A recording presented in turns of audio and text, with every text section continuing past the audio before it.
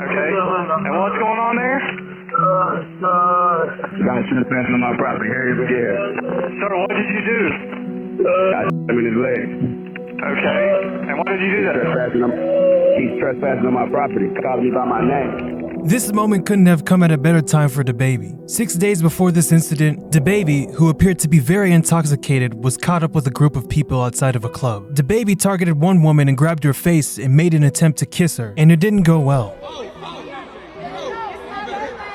DaBaby was left looking stupid as the woman denied the kiss. DaBaby then went on Instagram and defended himself, saying he didn't attempt to kiss her. And then later he hopped on the comment section of the Shade Room and apologized to the lady after the Shade Room made a post about the incident. These two moments encapsulate the ongoing controversies surrounding DaBaby, and it has been that way ever since the rapper became mainstream. There was a time not too long ago when DaBaby was celebrated as the best rapper in the world. But as he keeps digging a hole for himself, DaBaby's rap career is slowly becoming irrelevant as he is becoming more of a meme than a rapper. It seems as if every week DaBaby is on the news for getting caught up in terrible situations. And while that may seem like an exaggeration, it's unfortunately not. In April alone, DaBaby has done something newsworthy every week. On April 7th, a clip went viral when DaBaby attempted to kiss a fan. Then next week, DaBaby allegedly shoots an intruder in the leg at his North Carolina home. April 22nd, DaBaby was seen backstage at the Summer Jam 2022 concert, where he sucker punches his own artist, Wisdom.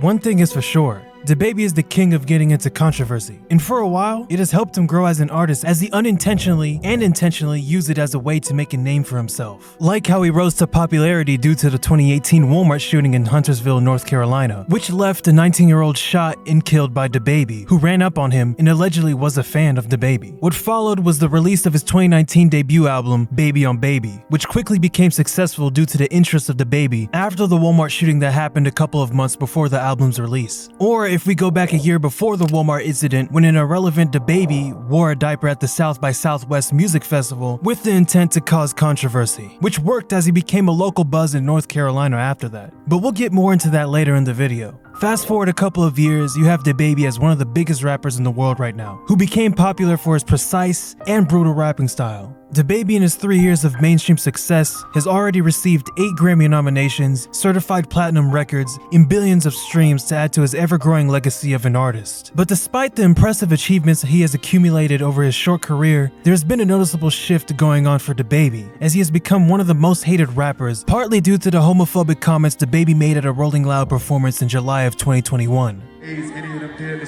transmitted diseases that'll make you die in 2-3 weeks. Put a cell phone light in the air.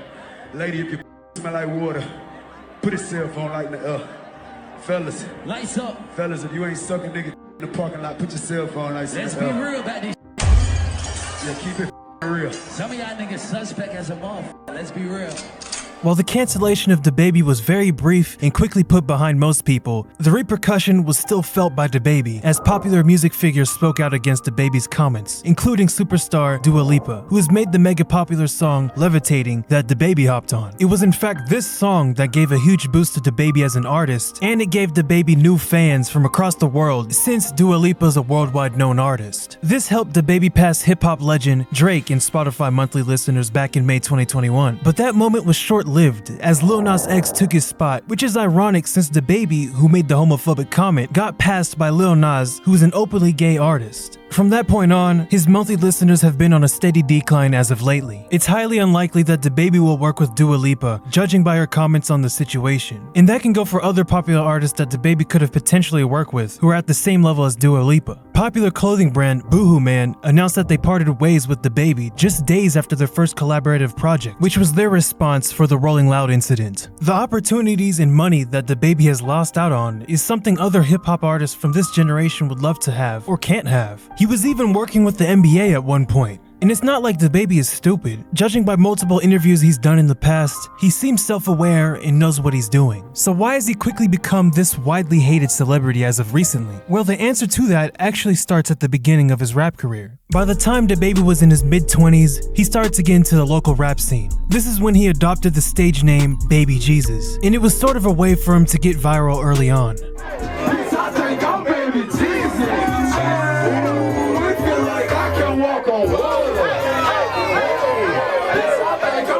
He went on interview runs during 2016 with intention to grow as an artist, but failed to garner the attention he wanted as he would be overshadowed by other rappers in interviews. So it was around this time that DaBaby had to do something different that would make him stand out and blow up, even if the consequences were harsh.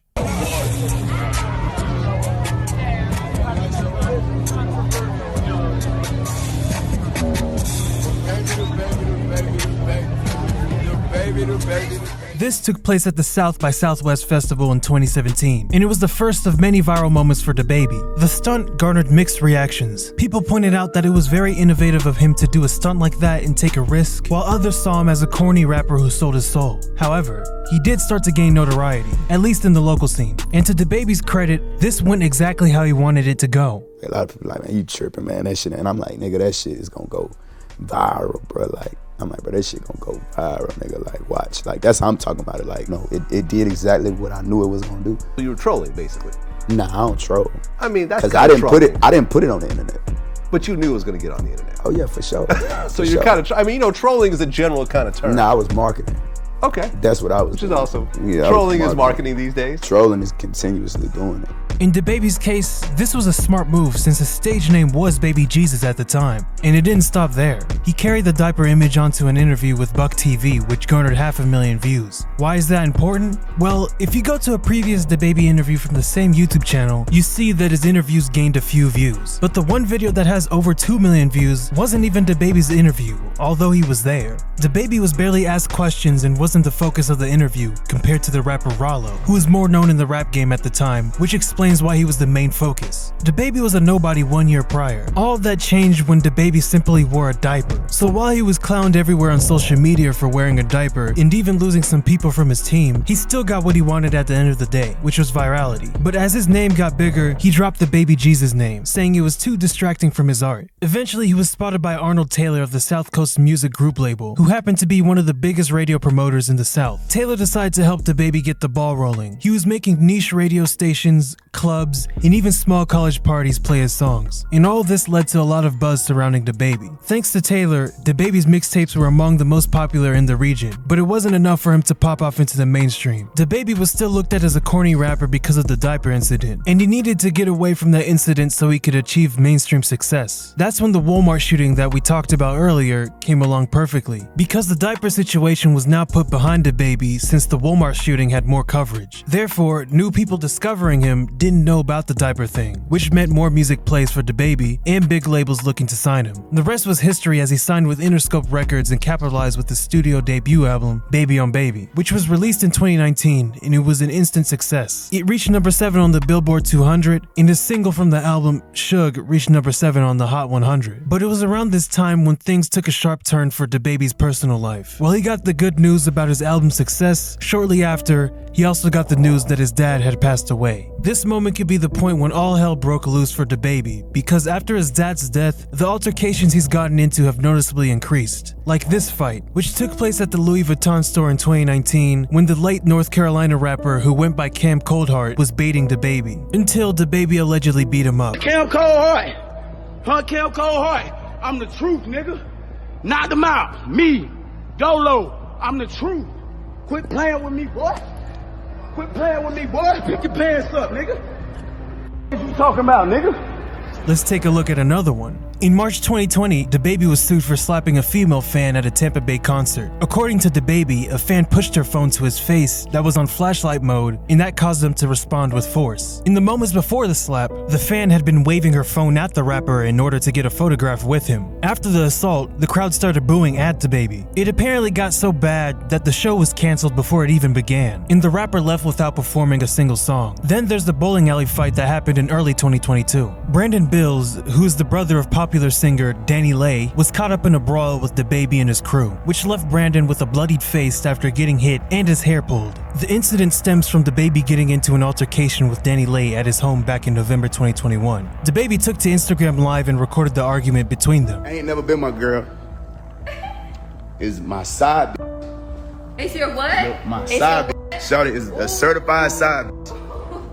Not embarrassing me like that. Shawty is a certified side. Just trying to act like she ain't. No, let's take it there. Her parents know she's my side. Everybody knows she's a side. She don't want y'all to know she a side bitch. DaBaby then called the police on Danny, who was then charged with 2 assault charges for using her hands, feet, and teeth while allegedly fighting the rapper. Hours after the charges, Danny Lay's brother jumped on his Instagram and posted a video challenging DaBaby to a fight.